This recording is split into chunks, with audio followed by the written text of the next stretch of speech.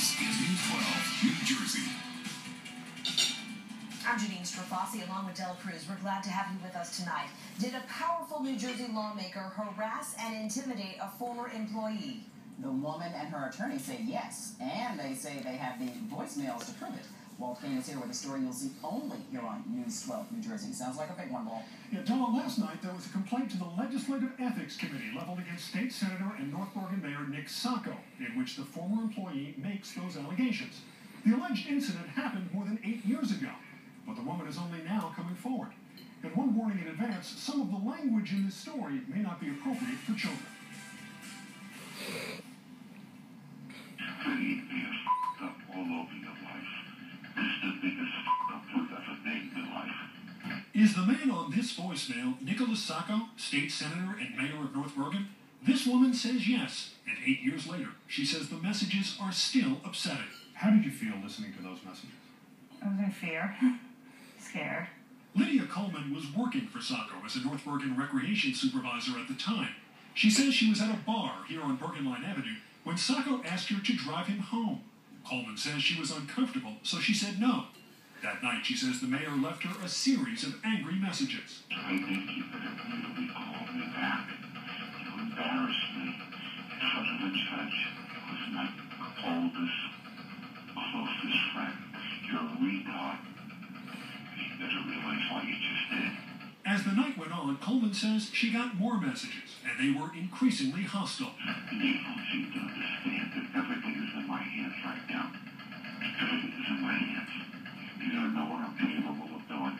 You better get back and try to make amends for your scumbag behavior. You don't seem to understand that everything is in my hands right now. Everything is in my hands. When he says that, what are you thinking? It's my livelihood, my job. Was going to take everything away. In the weeks to come, Coleman says the town reduced her job duties and took away her cell phone. She resigned 2 years later. Her attorney says Sacco's behavior was inexcusable. When he says you don't know what I'm capable of, that means something. That's not your Joe Schmo on the corner saying you don't know what I'm capable of. This is someone with a lot of power, capable of doing a lot of things. We tried to talk to Sacco about the allegations, but he declined. It's regarding the Lydia Coleman tapes. Can I talk to you? No. The mayor's spokesman says, "We believe the tapes have been digitally altered. We believe the crude references that are allegedly being made by Nicholas Sacco are fraudulent."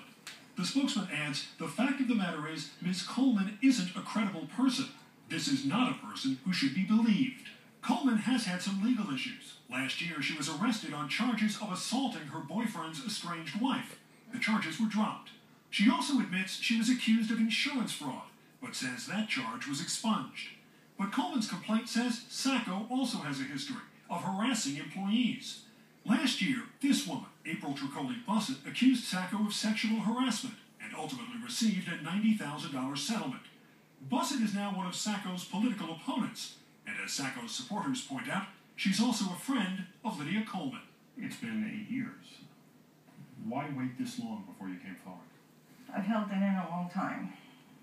I let it go thinking that, everything will pass and will go on with my life, but I see that it's happened to other people, and it's got to come to a stop.